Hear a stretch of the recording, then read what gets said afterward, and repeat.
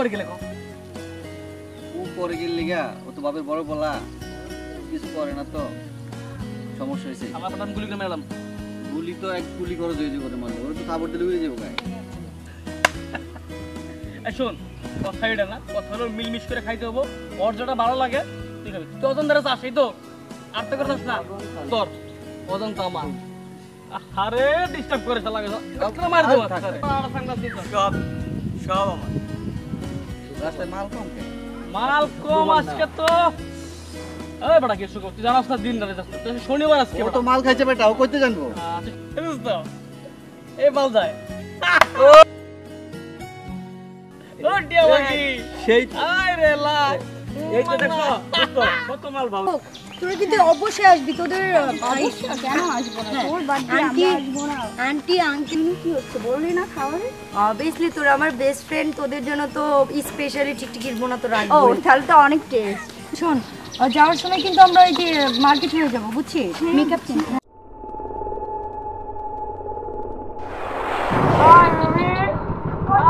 কি অবস্থা তোমাদের আরে আমারে চিনে না কি বলে আমারে চিনে না এর লাগে কি আছে এই দরজা খালি বন্ধু এত কথা দরকার আছে খালি ওঠাও তো উঠাও ভদ্রতা বজায় আরে ভদ্রতা বজায় রাখবো আরে বাবা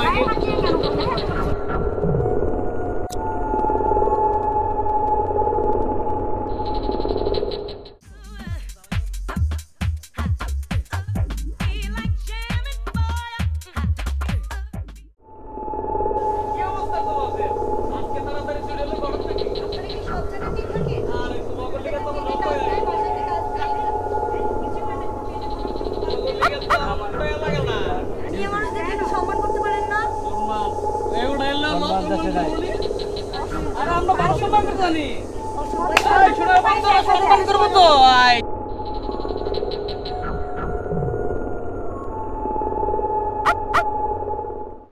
ওই শালা তুই কতদিন কই আছিলি আরে দোস্ত বলিস না সারা বাড়ি বেড়াতে গেছিলাম শালা তো বলতে যাক কাজ ইচ্ছে মতন জমায় প্রেম করে আসলাম আল্লাহ তুই যে একটা জিনিস আর দোস্ত রাসেল করি আর কইস না রাসেল তো অন্তরের খেলা হলো বাড়ছে কি কর শালা তোমার পুরা লুচ্ছা এই শালা তো কম লুচা না কেন কি করছে এবার ওই শালা সব লাগে ওর লাগে সব মাল ওর লাগে কি দোস্ত তাই না তোর একটা দিছি আমার একটা চলে সে কয়টা দিব তোর তা আমার তো সব লাগে তাই হ্যাঁ একটাই তো বেশি আর না শালা ওরা গুলি করে ভাই আলম করে আমি সব নিয়ে যাবো ওই একটাও দেবো না তাহলে কি আমি ফার্স্ট করে মেরে নিলাম আর তুই শালা কাম বানাই একটা মেরে দেবো তা খাওয়া দুন পাস নাই আরে ওরে তো জমায় আসলাম ওই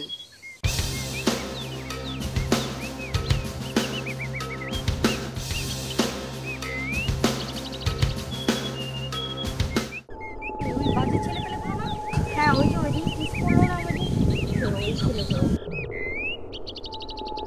হ্যাঁ তো আল্লাহই জানে আজকে আবার কি হবে আরে সুন্দরীরা এই যে কই যাও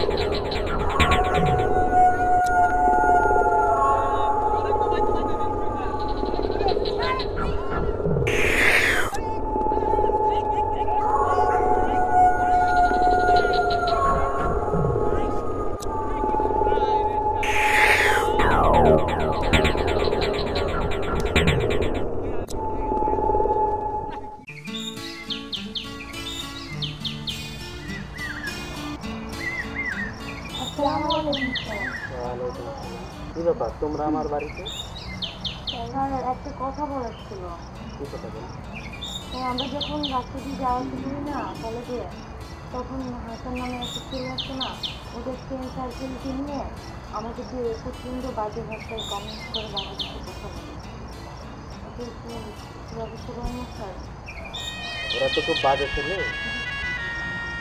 ওদের বিরুদ্ধে কথা বলে কতটা কি হবে আমি জানি না তো আমি চেষ্টা করে দেখবো কিছু করা যায় কিনা আচ্ছা তোমরা যাও আমি দেখছি কি করা যায় আচ্ছা ঠিক আছে তাহলে আসিস স্যার আসসালামু আলাইকুম ওয়ালাইকুম আসসালাম ও আমার রসিয়া বন্ধু রে তুই কেন কমরের দিশা হইলি না তুই কেন কমরের দিশা হইলি না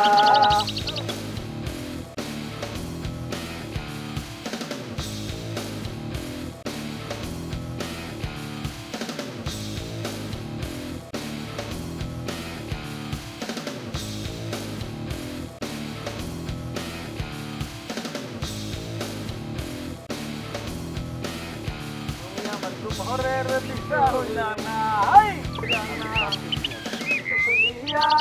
বন্ধু রে তুমি কেন ঘরের দিশা হইলা না স্যার কেমন আছেন? জি ভালো আছি, তোমরা কেমন আছো? জি স্যার আলহামদুলিল্লাহ। হাসান না? জি স্যার আমি হাসান স্যার। তুমি জানো কি? স্যার আমি তুমি জানো কি? স্যার আমি রানা। এই সামনে সামনে সামনে স্যার এসে কি হচ্ছে? স্যার বলেন স্যার। আমি একটা ইনফরমেশন পেলাম তোমরা নাকি রাস্তা দিয়ে আমার কলেজের ছাত্রী যাওয়া আসার সময় তো ওদের সাথে খারাপ আচরণ করো, এটা কিন্তু ঠিক না।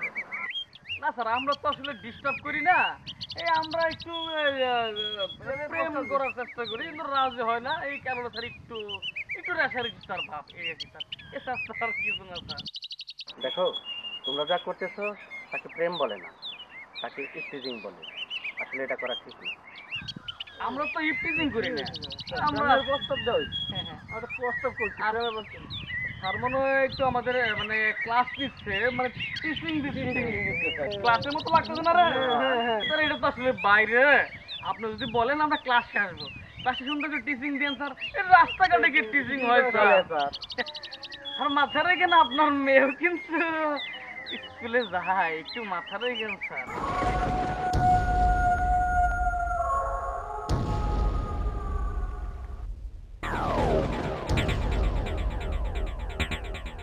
আসলে তোমরা অনেক বেয়াদব, তোমাদের সাথে কথা বলাটাই আমার ভুল। তারে তো পরে বুঝছেন, তারে পরে বুঝতে আমরা বেদম।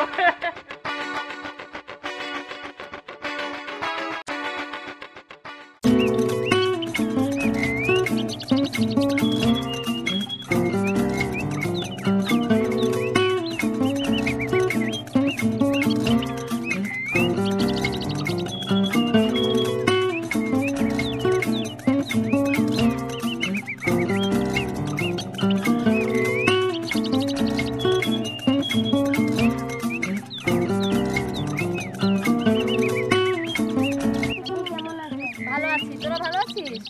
ঠিক মতো পড়াশোনা করতেছিস? আচ্ছা ঠিক মতো স্কুলে যাস কেমন?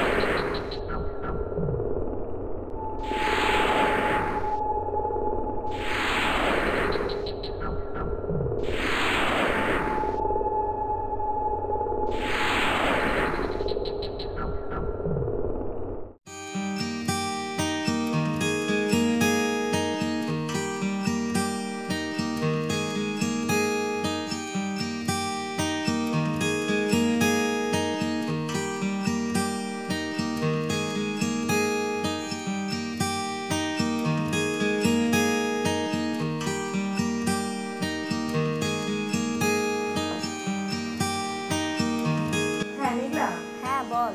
হ্যাঁ বলছি একটু জরুরি কথা আছে, ঠিক আছে আমার বাসায় চলে এসো, আমি অজন্তাকে ফোন দিয়ে ডেকে নিচ্ছি, ঠিক আছে? আচ্ছা তাড়াতাড়ি।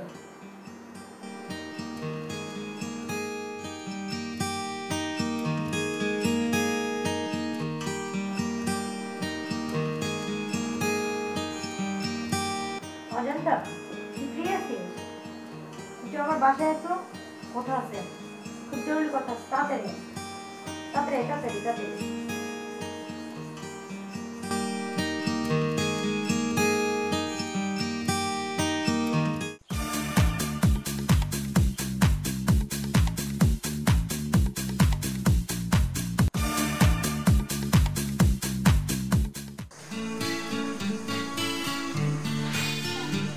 আসলে হলো কেন?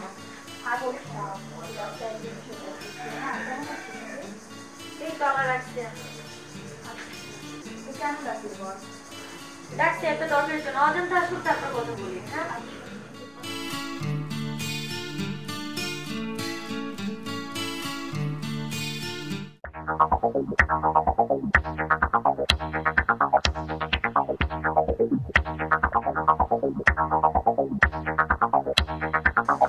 হাই।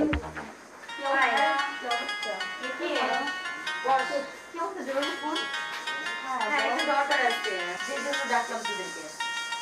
ঘটনা হচ্ছে যে হাসানের বড় বোন আসছে, ঠিক আছে? হাসান ভাই তো আমাদের কথা শুনবে না, রাস্তাঘাটে দেখলে যেভাবে ঠিক করে, তাহলে চাচ্ছি যে মাথায় একটা প্ল্যান আসছে, যেটা হাসানের বড় বোনকে যে আমি বিষয়টা বলি শুনি, সে যদি একটা সলিউশন বের করতে পারে তাহলে তো ভালো। কি বলিস তোরা? হ্যাঁ আমি আপনার কাছে, কারণ না বলতে জিনিসটা হবে না, ক্লিয়ার হবে না, এটা বলে তো সমাধান অবশ্যই দরকার। হ্যাঁ যাওয়া দরকার, তো যে বলি দেখছিস করে। আচ্ছা কি খাচ্ছিস? হ্যাঁ আচ্ছা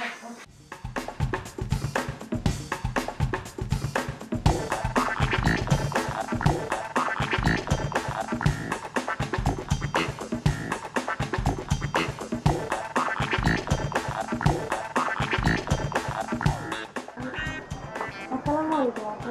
ওয়ালাইকুম আসসালাম, কেমন আছো তোমরা? এই তো ভালো, বসো। তোমাদের পড়ালেখা কেমন চলছে? এই তো আপু পড়াশোনা আর কি বন্ধ হয়ে গেল, বিক্রম হয়ে যাচ্ছে। আর কেন কেন?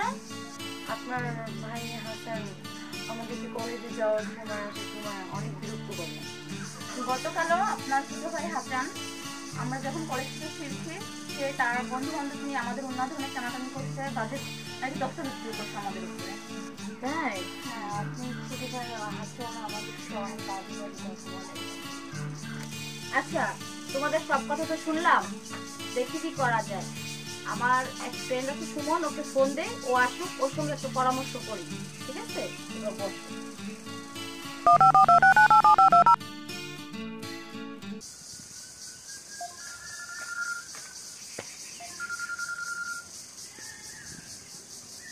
হ্যালো। হ্যালো, হ্যাঁ সুমন, হ্যাঁ মাহি, বলো। কোথায় তুমি? হ্যাঁ আমি তোমার বাসার পাশেই আছি। ও, আমাদের বাসার কাছাকাছি। আচ্ছা তুমি দ্রুত একটু আমার বাসায় আসো তো, তোমার সঙ্গে একটু দরকারি আলাপ আছে। বাসায় আসতে হবে? হ্যাঁ হ্যাঁ এখনই আসো। আচ্ছা ঠিক আছে, আমি আসছি। ওকে।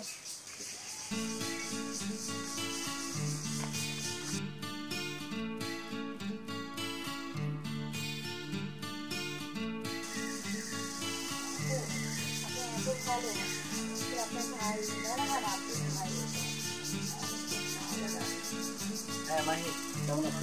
হ্যাঁ ভালো আছি, বসো। আরে তোমরা? কেমন আছো ভাইয়া? এই তো ভালো, তোমরা ভালো আছো? হ্যাঁ মাহি, তারপর বলো, হঠাৎ দিন ফোন দিলাম। হ্যাঁ হাসান নাকি এদের সঙ্গে সবসময় বিহেভ খারাপ করতেছে, ডিস্টার্ব করতেছে, এরা বলতেছে। কি করা যায় বলো? হাসান এগুলো করে? হ্যাঁ ওরা তো তাই বললো। এটা তো খুবই চিন্তার বিষয়। ডিস্টার্ব করে, তার মানে ইফটিজিং করে।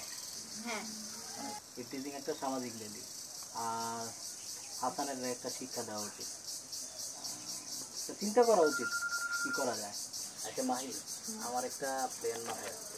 বুঝলাম। এটা হচ্ছে হাসান তো মনে করে এদেরকে পাইয়া মানে ইফটিজিং করে। মানে ওরা তো হয় আমার বোন বা অন্য কারো বোন এরকম। ওর তো বোন তুমি, তাই না? তোমারে বোরকা পরে একদিন আমার সাথে নিয়ে যাবো। ও তো ইফটিজিং করতে করতে ওর মাথায় অভ্যাস হয়ে গেছে, তখন হয়তো বা এরা কেউ মনে বোরকা পরে গেছে এরকম ভাবতে পারে, তোমারে তো আর ভাববো না। তখন তোমার যদি ইফটিজিং, ও তো ইফটিজিং করে মানে ওর অভ্যাস হয়ে গেছে, যেহেতু ওরা বললো যে প্রতিদিনই করে, তার মানে এটা তার মাথায় কেস করতেছে যে কোনো টাইমে যে মেয়ে দেখে ইফটিজিং করে। তো বোরকা পরে যদি তুমি যাও, সে তো আর বুঝবে না যে তুমি ওর বোন। তখন হয়তো বা তোমার সাথে ইফটিজিং করবে, ইফটিজিং করলে আমি তোমার ফেসটা খুলে দেখাবো, তাহলে তো বুঝবে বোন। তখন ওর রিয়াকশনটা কি হয় আর কি ব্যবস্থা নেওয়া যায় এটা বলবে, এটা উচিত শিক্ষা হয়ে যাবে। তখন আমি প্রয়োজনে আমি তোমার সাথে ইফটিজিং করতে চাইবো ওর সামনে, তখন তুমি রাগারাগি করতে হবে বোনের, তখন বুঝবে যে আসলে ইফটিজিংটা কত খারাপ, যে এরা তো কারো বোন, তার বোনের সাথে করলে কিরকম লাগে সেটা বুঝবে। হ্যাঁ, এটা করলে ও আর নিজের ভুলটা বুঝতে পারবে, তখনই ওর ভুলটা ভাঙবে। হ্যাঁ, তোমরা কি বলো? জি আমাদের একই। আচ্ছা ঠিক আছে, তোমরা ভালো থাকো, এটার ব্যবস্থা আমি নিব। আর মাহি আসি তাহলে। আচ্ছা আচ্ছা ঠিক আছে, ভালো থাকো। আচ্ছা আপু, তাহলে আমরা আসি আপু। হ্যাঁ, আজকে তো কোনো টেনশন করো না। একটা করে হবে। আর আমার ভাই খুব যাবে, অবশ্যই ওকে কিন্তু আমি ব্যবস্থা আমরা সবাই মিলে করতেছি, নো টেনশন। আচ্ছা আপু, তাহলে আচ্ছা, আসসালামু আলাইকুম। আচ্ছা, ভালো থেকো, আবার আসবো। ওকে।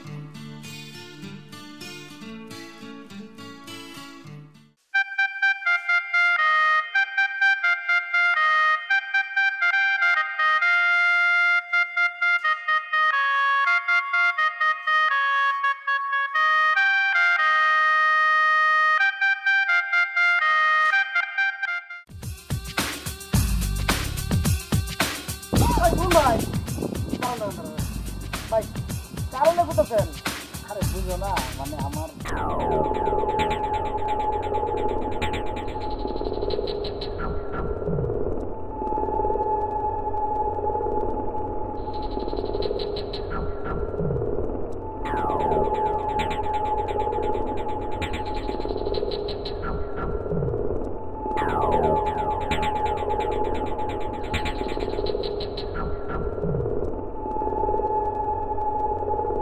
খারাপ হয়ে যাবো ভাই, খুব খারাপ হয়ে যাবো।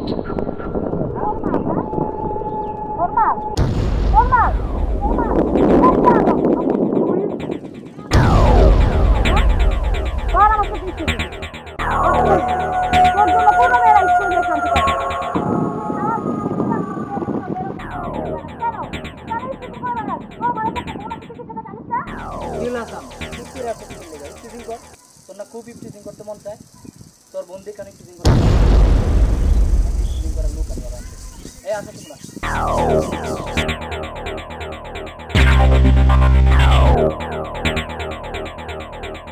সবসময় যাবে কলেজে যাওয়ার সময় ইফটিজিং করতে, এখন কর, তোর বোনের সামনে কর, আমার সামনে কর। কি হলো হাসান, চুপ করে আসুস কে? ইফটিজিং কর, দিনে দুপুরে যখন সুযোগ পাইছো সেই মেয়েগুলোর ইফটিজিং করতে, কলেজে যাইতে দিবে। কর, ওদের সবাইকে আমার সামনে তুই ইফটিজিং কর, আমি দেখবো। শুন হাসান, ইফটিজিং করা বাহাদুরির কাজ, এটা তো অভদ্রতা, বেয়াদবির কাজ, আর সেই বেয়াদবিগুলো তোরা দিন দিন করে যেতে।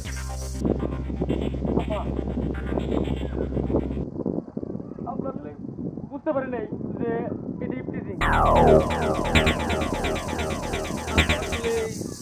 কেমনে কেমনে জানে খারাপ হয়ে গেছিলাম না, আমরা কখনো এটা করবো না। আপা সুমন ভাই, আপনি আমাদের চোখ খুলে দিচ্ছেন।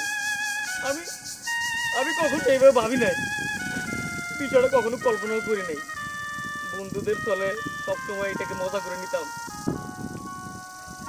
আমাদের ক্ষমা করে দিও, আমাদের ক্ষমা করে দিও। আমরা কখনো এরকম কাজ করবো না, কখনোই করবো না।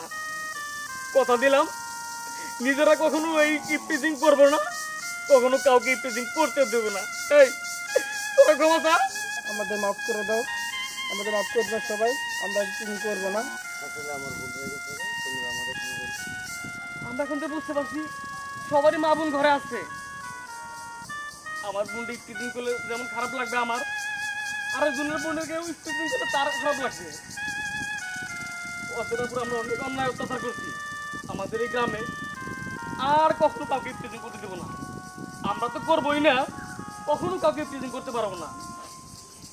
তোমরা সবসময় নিরাপদে স্কুলে যাবা, কলেজে যাবা, কেউ তোমাদের ডিস্টার্ব করবে না। আর আমরা আমাদের জায়গা থেকে ভালো হয়ে গেছি, আমরা আর কখনো কোনোদিন ইফটিজিং করবো না। আমি আমার ভুল বুঝতে পারছি, আমি আর কখনো কোনো ডিস্টার্ব করবো না, কোনো মেয়েকে ইফটিজিং করবো না। হাসান তার ভুল বুঝতে পারছে, ভুল বুঝে আমাদের কাছেও ক্ষমা চাইছে এবং সমাজের কাছেও সে ক্ষমা চাইছে। ইফটিজিং একটা সামাজিক ক্ষতি, এটা সে এতদিনে বুঝছে। তাই আমরা আর কোনোদিন কারোর সাথে ইফটিজিং করবো না। আর ইফটিজিংকে আমরা সবাই না বলি, আমরা সবাই একসাথে বলি ইফটিজিংকে না বলি সুস্থ সুন্দর সমাজ গড়ি। ইফটিজিংকে না বলি সুস্থ সুন্দর সমাজ গড়ি।